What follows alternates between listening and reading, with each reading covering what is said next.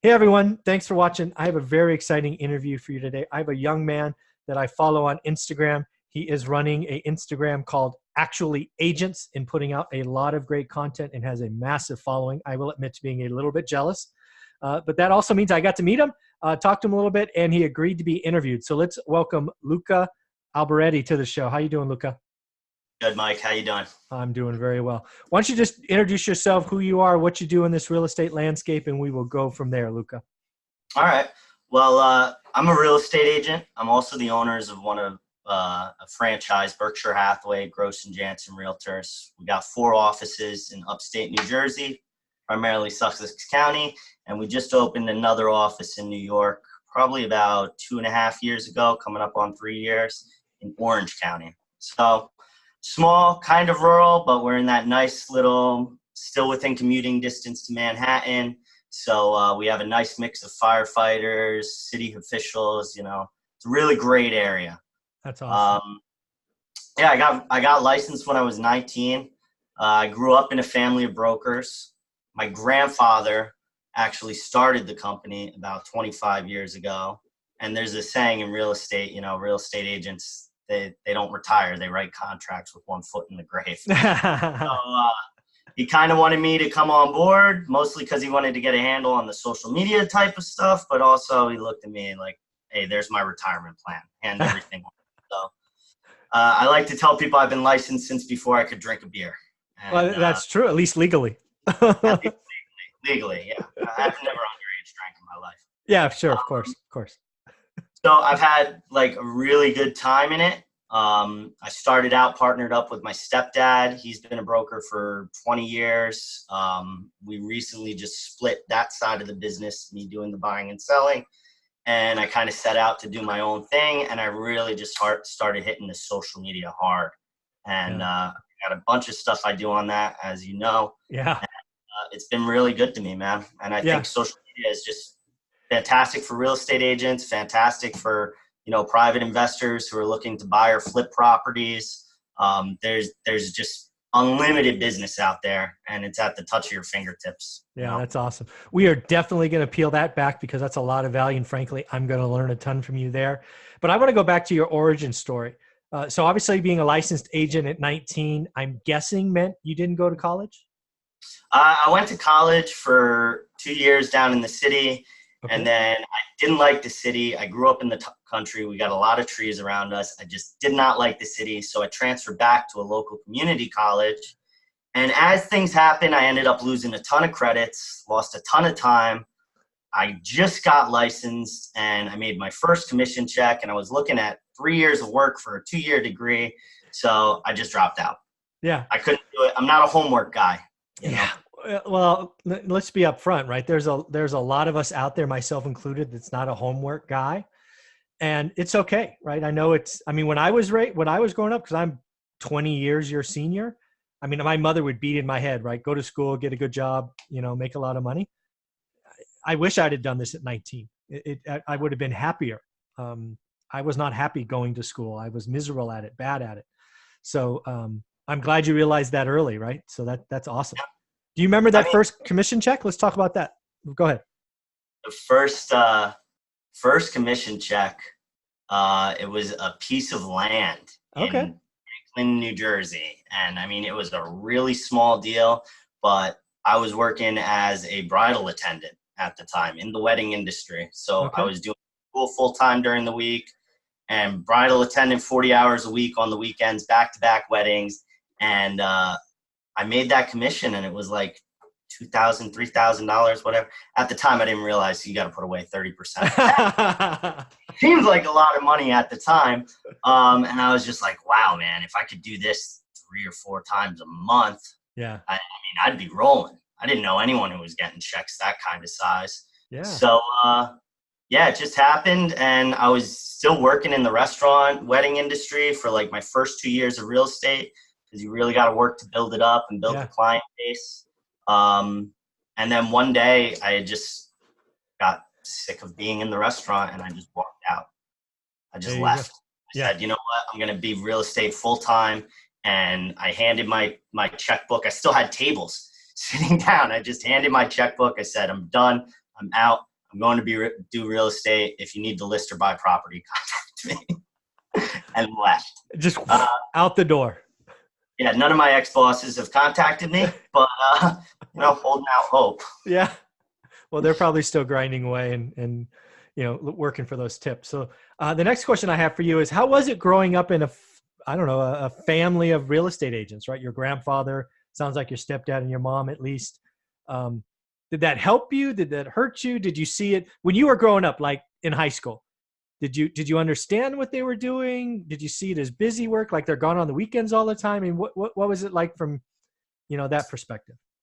I mean, I definitely, when I was a kid, I didn't like it as much just because, my stepdad was the stereotypical salesman, always on his phone, always working late.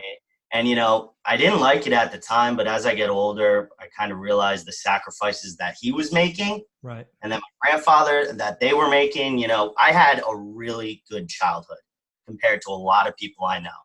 Everybody, when they're a kid, thinks their childhood sucks. And some people's childhood really does suck. But looking back, hindsight 2020, I mean, I had so much great stuff that people only dreamed of. And it was all because my dad was working really hard. So very cool. It was, I didn't like it at the time, but it's also taught me, how I don't want to run my business. A lot of real estate agents don't answer the phone till 12 midnight. When I first start with clients, I tell them, hey, I'm on the ball for you 9 o'clock to 8 o'clock at night. Don't expect to get me after that. And I've been dialing that down. When I started and didn't have a lot of clients, it was 10 o'clock. Then the next year it was 9 o'clock. Now it's 8 o'clock. And, I find that if you set the expectations in the beginning, people respect the expectations. Absolutely. So once or twice I've answered, and that goes with my agents too. They know not to contact me after 9 o'clock. That's awesome. Sometimes they can, but we all have lives. Yeah, you're controlling your life. You're controlling being happy. You can't always be on, or else you just burn out. These are very smart things to do. Congratulations.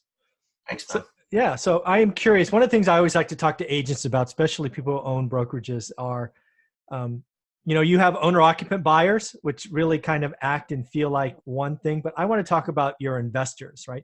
Repeat buyers. What is it like? What services, what are they looking for? What is it like to work with real estate investors from your perspective? Well, I mean, in our market, it's tough right now. At least on the New York side, our average sales price is about $350 for your run-of-the-mill house. Anything like under 200 is just getting snapped up by these investor types. Yeah. And I'm sure every investor wants a good deal. So it's positive in the fact that there's a lot less emotion involved when it comes to the investors as opposed to the owner occupants. Yeah. But it's a lot harder to do a deal sometimes, at least in my market. Okay. I know guys who have had tremendous success doing their own lead gen and not going through an agent to purchase the properties, but pushing the marketing of the finished properties or the rentals onto the agent. In our market, the tenant pays the commission. So it costs you nothing to list your apartment with an agent.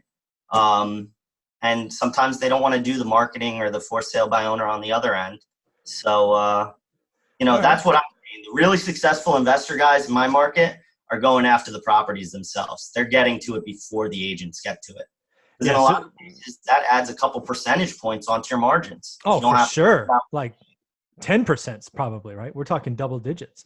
So in essence, in your market, I might call them wholesalers, whatever you want to call them, but they're going direct. They're doing lead gen, door knocking, driving for dollars, finding a motivated seller, then doing whatever they do. And then they bring you the finished product, right? Yeah, pretty much. That makes sense. Those are the guys who are doing like 5-10 deals a month.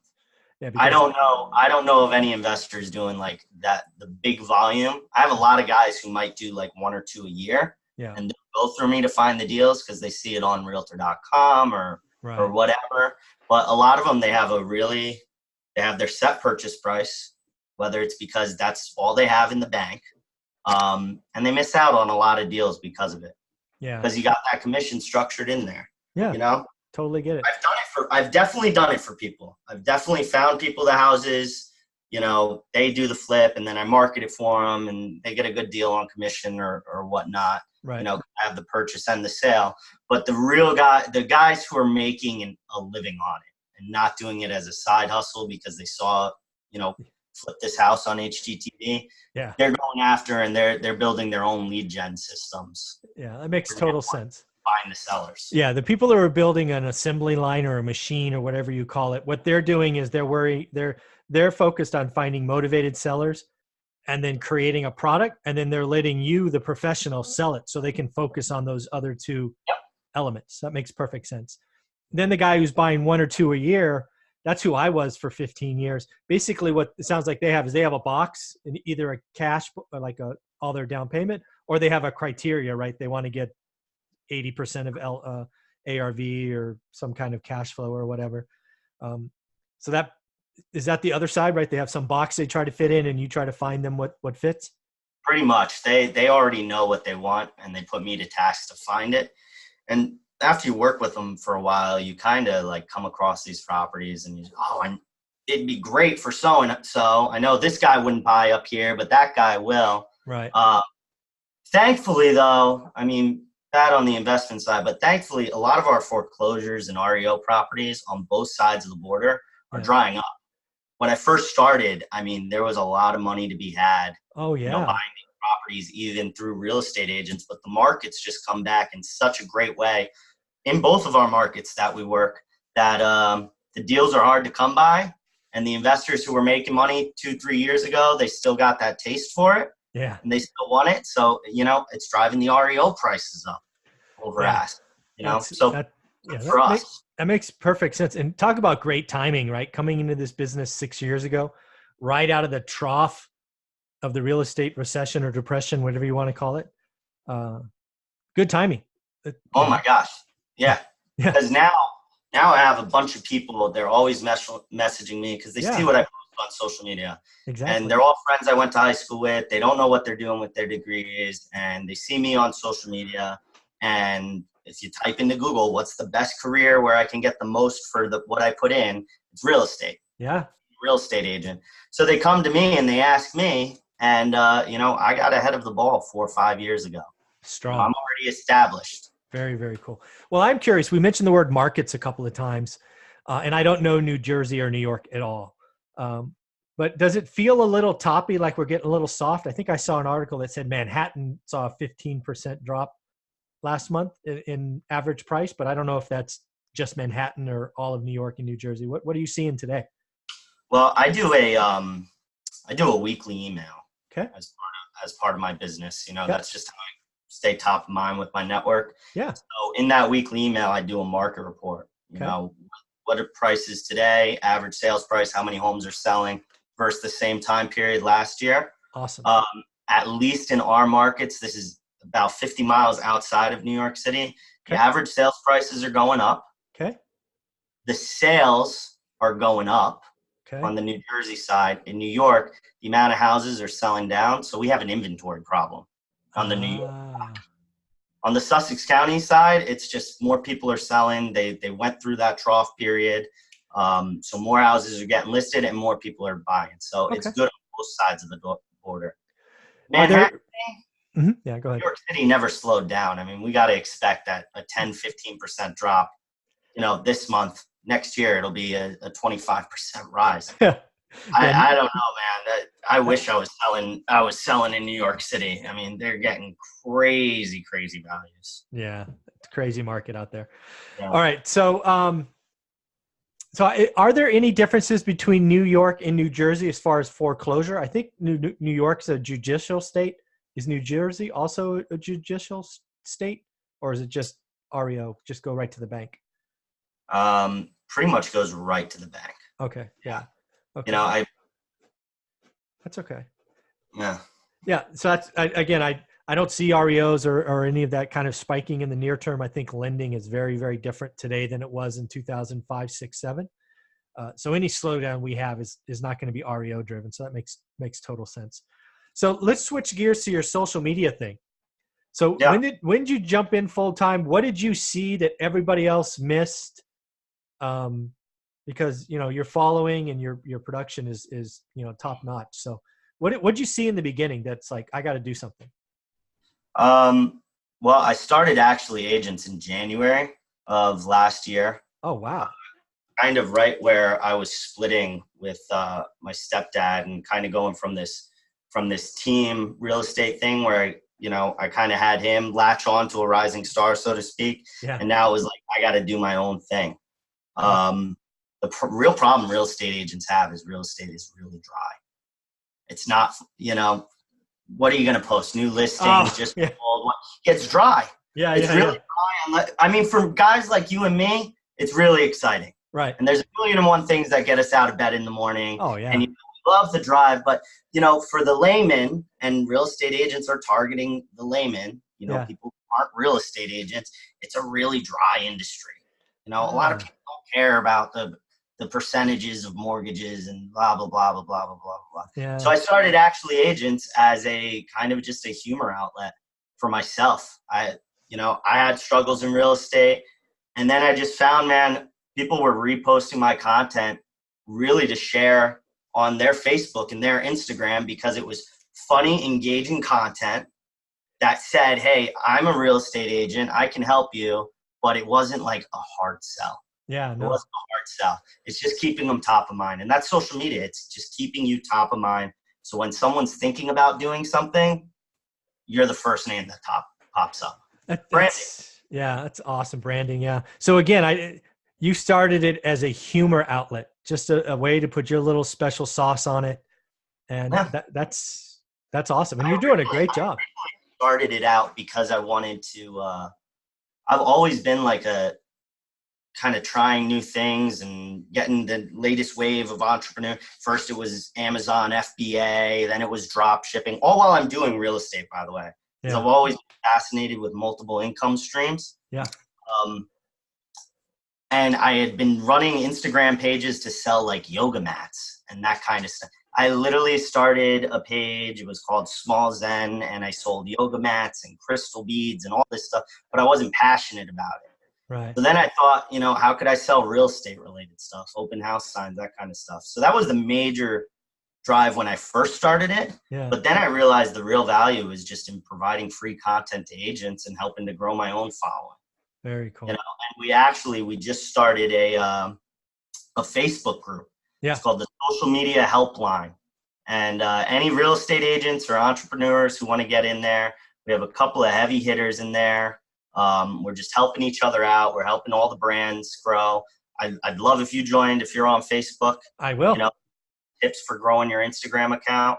I'm Awesome. kind of soft on Facebook, but I have a really great person who's helping me out with that. So I've had 250 joins in social media helpline. Yeah, it's actually called Actually Agents Social Media Helpline. Oh, okay, actually. But there's a link in my Instagram bio. If you go to Actually Agents on Instagram, okay, you can just click that and join up, and it's going to ask you 2 questions, and I'll approve you. Okay, cool. I will be doing that later today. Yeah. Awesome. But make sure you contribute too. Ask questions. We'll help out. Awesome. I will do that. I have no problem asking questions. I'll be the idiot in the room. That's okay.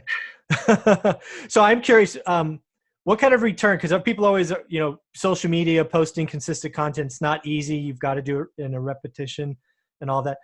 Why don't we paint a vision of some of the returns that you've gotten, both probably clients and notoriety? Obviously, this interview came from it, right? What are some things that you've gotten back so people can see there's a carrot at the end of the road for doing this? Yeah. Well, the biggest thing for me as a owner of the real estate company is it allows me to engage a lot more in depth with other agents in my marketplace. So it kind of helps from a recruitment standpoint. Awesome. As an agent, it's really funny. I was doing this humor meme page and completely ignoring my personal page.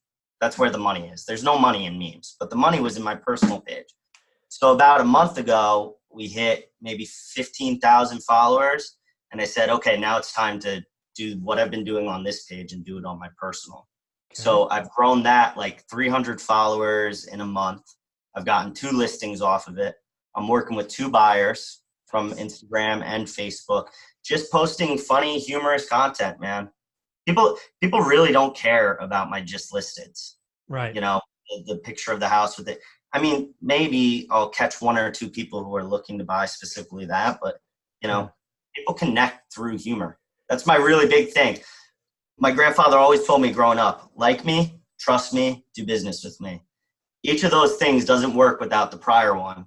And if you can make somebody smile and laugh and have that general connection, there's no way they're not going to like you. So You what know, was it's that again? Like me, trust me. like me, trust me, do business with me. And each one of that processes doesn't happen without the prior one. You're not going to do business with someone you don't like and you don't trust. You're not going to trust somebody you don't like. Yeah. And that's it. I think You we know, just found the title of your video. Like me, trust me, do business with me. yeah, man, That's awesome.